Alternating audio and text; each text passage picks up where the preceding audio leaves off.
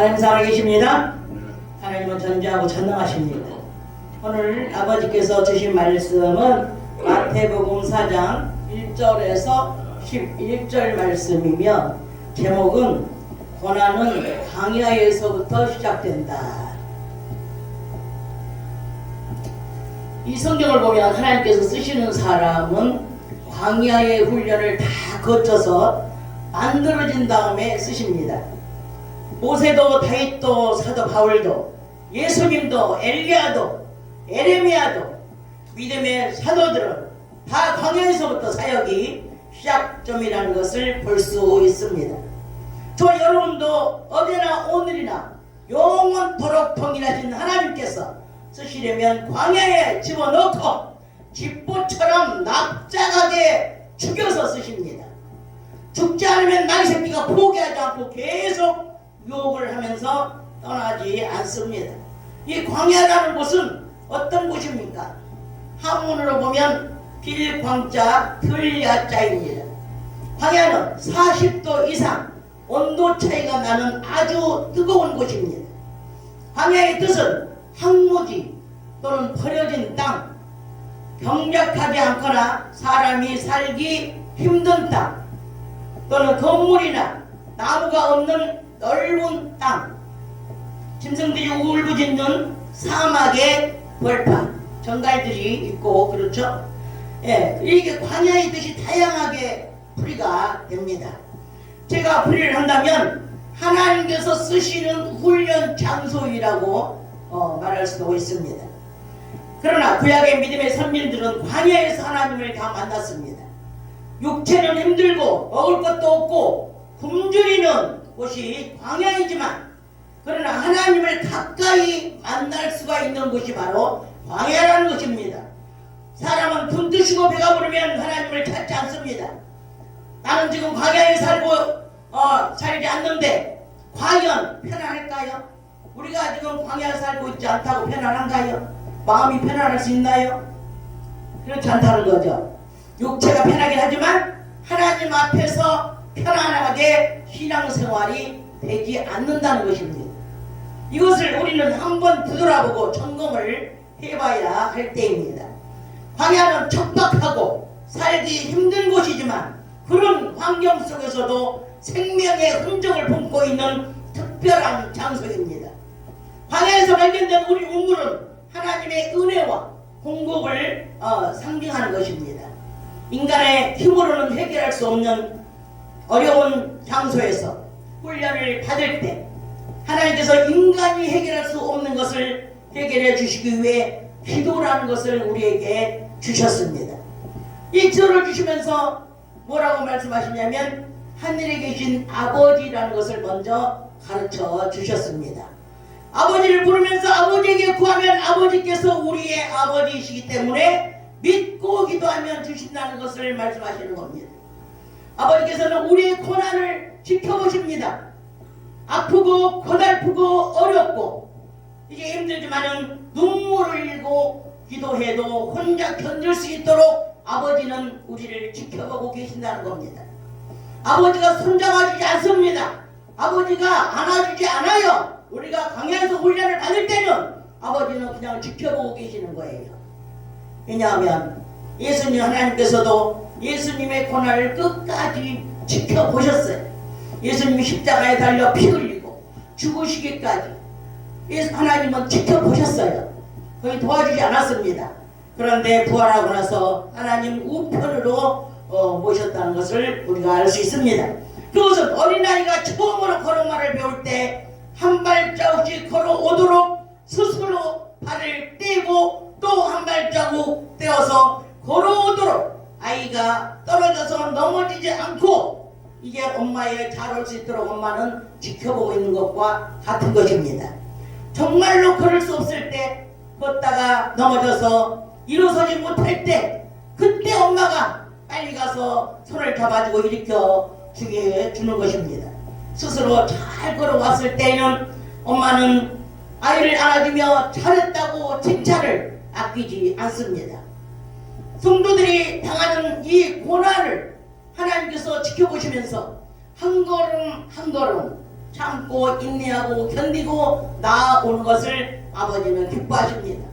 아버지는 마침내 이 성도가 잘 참고 견뎌냈을 때 아버지는 축복해 주시면서 내 종아 참 잘했다고 이제 칭찬을 아끼지 않는 것입니다. 할렐루야. 짐승도 사람도 모든 만물은 다 하나님 손에서 고난의 훈련을 통과하여 만들어지고 아버지께서 더 장성할 수 있도록 해주시는 겁니다. 예수님께서 오늘 본문 말씀을 보시면 3번이나 유혹을 당하십니다. 40일이나 금식을 했기 때문에 예수님은 지금 배가 굶주려 있어서 배가 고픕니다. 그런데 이 마귀 새끼는 바로 이 배고픈 것을 뜸을 타가지고 예수님에게 가서 네가 하나님의 아들이면 돌에게 명령을 해서 떡이 되게 해봐라 그랬어요. 이제 이 말로 시험을 한 것입니다. 마태복음 4장 4절을 한번 읽어주시기 바랍니다. 마태복음 4장 4절 시작. 예수께서 대답하여 가라사대 기록되었으되 사람이 떡으로만 살 것이 아니요 하나님의 입으로 나오는 모든 말씀으로 살 것이라 하였느니라 하시니. 아멘. 아멘. 예수님은 이렇게 시험을 당할 때에 기록된 말씀을 통하여 이 마귀 새끼를 대적하고 물리쳤습니다.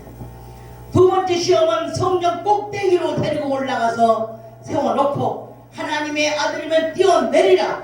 그러면 하나님이 너를 위하여 그 사자들을 명하여 이제 손으로 너를 받들어 발이 돌에 부딪히지 않게 할 것이다. 이러면서 또 유혹을 합니다. 마태복음 4장 7절을 한번 읽어주세요. 마태복음 4장 7절 시작. 예수께서 이르시되 또 기록되었으되 주 너의 하나님을 시험치 말라 하였느니라 하신대. 아멘. 아멘. 네, 이 말씀도 기록된 말씀으로 이 마귀 새끼를 물리치고 대적을 했습니다.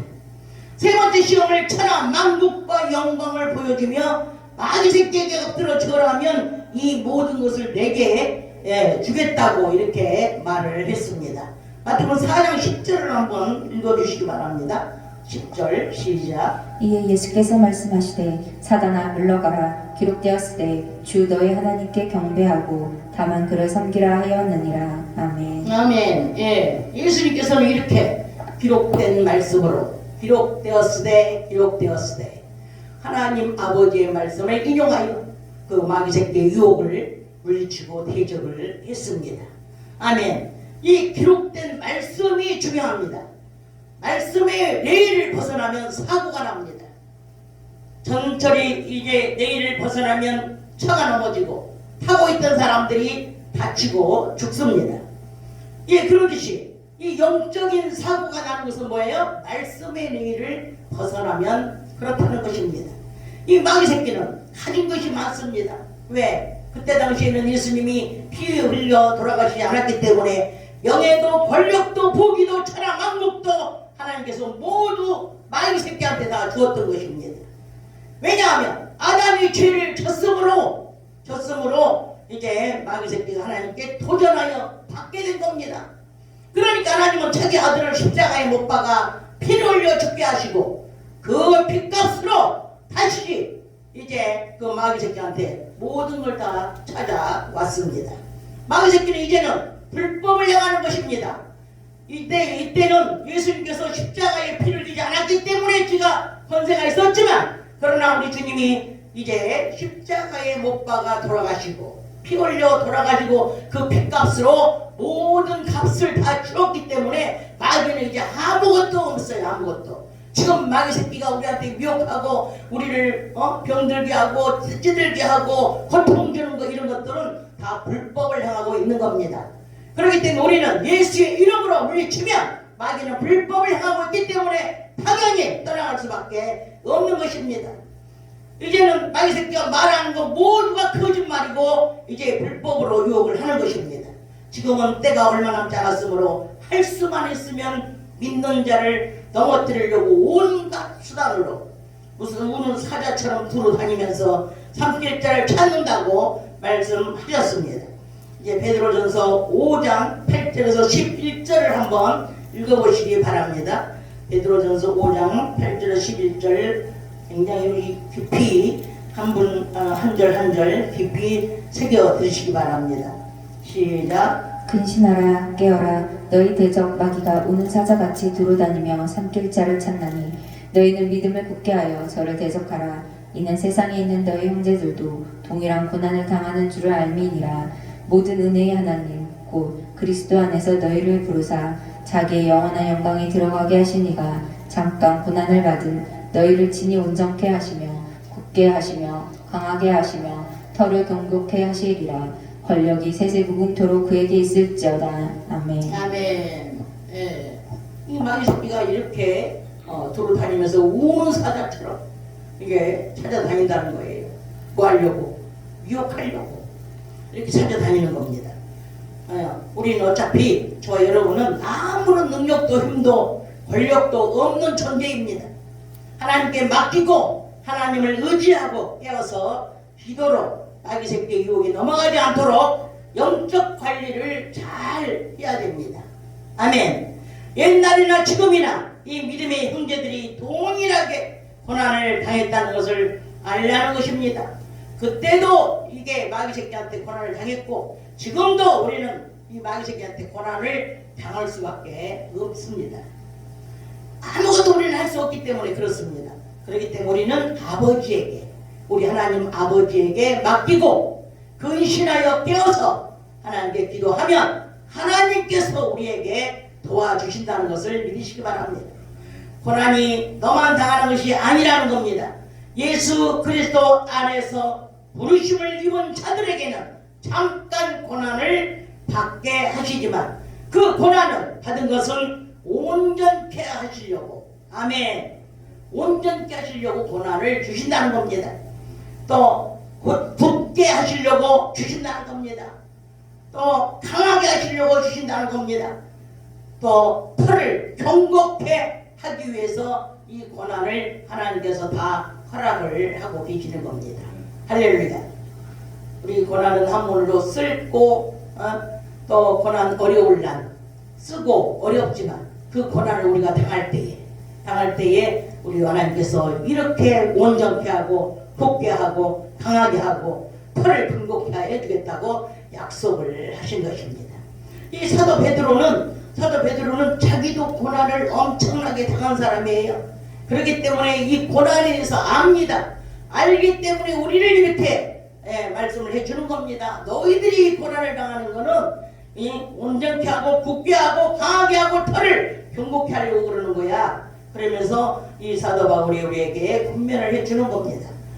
이제 한 주간 남은 이 사순절에 다음 주는 이제 고난주간입니다.